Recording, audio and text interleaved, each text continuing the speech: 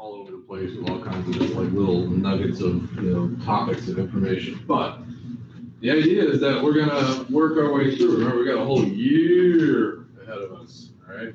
And we're gonna work our way through basically the current accepted theory about how everything got started, as far as like what we call this planet and the planets that are around the sun and what the sun is, and the galaxy, universe, and stuff like that.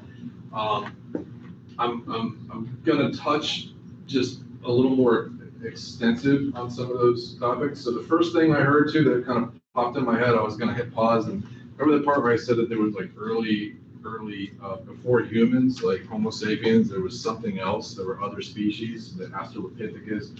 There was like a husband and wife named the Leakey. There was the last name Leakey. Right? Mr. Leakey, this is Leakey. That's a funny thing. But anyway, they were anthropologists, and in 1973, I think, might have been 74, they named her Lucy. They found the remains, the skeletal remains of a hominid, which is the earliest, the oldest relative that we have to the human species, and it's the Australopithecus. But in that little thing I was talking about, I said something. Let me just explain it. So, a person, right? A girl, doesn't look weird and creepy, but when you take the muscle and everything off, the flesh and everything, the hair off of a person, you get the skull, all right? So there's parts of the skull. You have the cranium up here, the zygomatic arch, which is like, your cheekbone. You got muscle attachments, so when you bite, when your maxilla, your jawbone moves up and down, you got muscle there. So the more pronounced that area is, the more muscle there, the more bite power something has. So we were finding, this is like a modern human, but we were finding, or I say we, science was finding that the zygomatic arches were really flared out, which meant that whoever this was, let's call it a person, had like real strong bite power. And they also had like this thing up here called the sagittal crest, which, like, imagine our skull looks like that, but theirs kind of has like a little mohawk kind of thing. And it's an attachment point for muscles on their neck. So like, just really strong, okay, really strong. But anyway, the one that they found is a female, and somewhere in like, the 30s or something like that, as far as age, that's how old she was. They named her Lucy.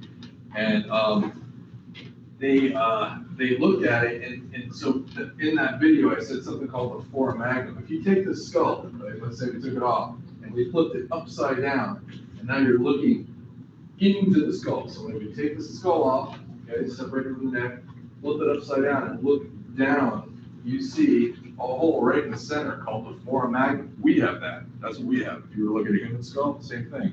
That means that the vertebrae, the vertebral column, connects straight up and down, which means we stand like this, so the hole for our skull is right, midsection right here. But if you were an animal that was quadrupedal, meaning you don't walk bipedal on your two legs, you kind of, like a gorilla, you know what a gorilla is? Muscular. They can, like, I've never seen it, look kind of goofy when they stand up. They're like walk all wacky. I used to take care of them, so I know.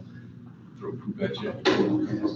But anyway, if you're a quadrupedal, you kind of are on your four legs, right?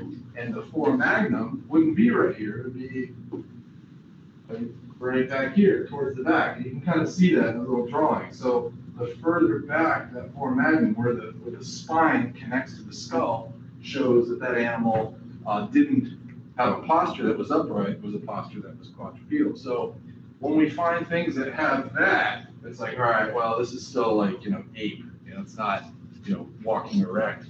Lucy, on the other hand, her facial features, zygomatic arch and stuff like that, very, ape-like, meaning like very robust, very strong, but yet the foramen magnum is in the center, much like a human, which means, whoa. And then there's other things. You can look at the ischium, the hip bone. You guys learn, names of bones. Scapula, the shoulder blade, clavicle, your collarbone. All right, so the ischium. So they have like a ball and socket kind of thing. Your femur, the big bone we have in our thigh, goes into the ischium like a socket. And so when you can look at that orientation, you can see that animal, when I say animal, we're an animal too. When I say animal, I don't mean type you see, but that animal walked bipedally. So it was us as humans trying to figure out where we come from. Okay, it's us trying to figure that out. We've been wondering that for a very long time, and we're still learning about it. But I will tell you this, okay? I went to school, like I said, studied marine biology. I took some classes, crawled out of them, like really hard classes. I learned of a study, okay, and it is where, like, so humans, a female who gives birth to their young, they pass on mitochondrial DNA. So mitochondrial DNA comes from moms. Okay, so we all have a mom and a dad. So they did this study, mitochondrial DNA. They traced mitochondrial DNA, which means like, where we came from, all the way back to one spot on the planet. Now, going backwards in time, the current continent arrangement and the 7 continents are actually all connected. We'll talk about Pangea, but everybody knows where Africa is, the continent of Africa.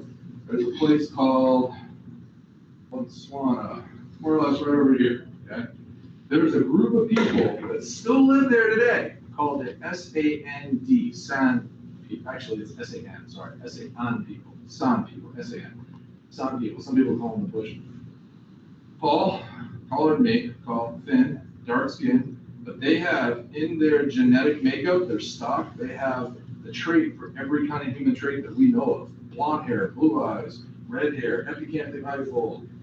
That it's unexpressed, the traits are unexpressed, but they're there, okay? And what that tells science, when I do that, I don't mean like a joke, I mean like just quoting science, that tells science that we as a species can trace all of our ancestry back to that spot, to those groups of people, okay? And if you think about it, we have, different features, and that puts us in, sometimes you call it race. You have dark skin, or, you have epicanthic highfold, or orient. Those features are actually responses to environmental pressures, which means where did our ancestors evolve, micro-evolve, stay in one spot and adapt to that location? Were you in an area of high solar insolation, which means a lot of sunlight? Okay, if so, you're not going to have light colored skin because you're going to burn. So the darker your skin, the better off you are, the better adapted you are to that location. You have an epicanthic highfold, that's to a high wind environment. You have blue eyes, that's to northern latitudes.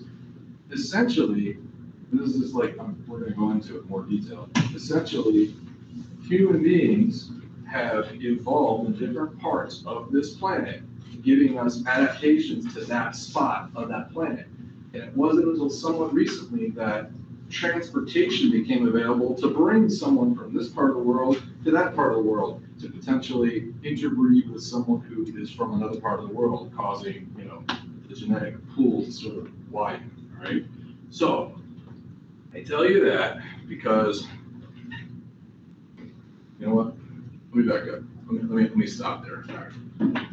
We're going to go into topics that I feel the best thing to do is for me to kind of guide you, but I want to do somewhat what we call research for you guys, get out your ears and I'll give you the topic and you find out, some information, share it, okay? Share your findings with classmates, discover what it is, these topics that we're learning about. But we're going to try to have continuity, all right? And outside of like skipping ahead to do this project, I'd like to start at the beginning, literally the beginning, and work our way through human populations about what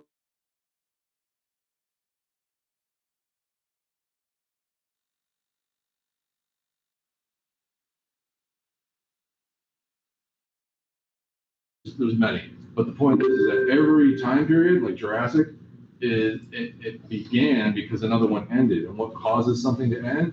A catastrophe, flood, asteroid impact, and so going back to the world's a changing place. When geologists look at the record of Earth, the rock layers, fossil record, things like that, and they come up with these different time periods. Each one is distinctive because of a global catastrophe, which is what stopped one, because one time period could go millions of years. So for millions of years, things were fine, but then there was, a catastrophe that caused basically annihilation. And then we start over to another time period. And then we see things that disappeared, living organisms that were at one time period, and then they're just gone, as if something happened to them, like the trilobites. You've ever heard of the trilobites? Extinct. Who knows what it is to be extinct? Who knows what it is to be extant? What does extant mean? Living. Good. The opposite of extinct. They're It's a breeding population that's alive today, extant. All right, I'm gonna try to share my screen, log into this.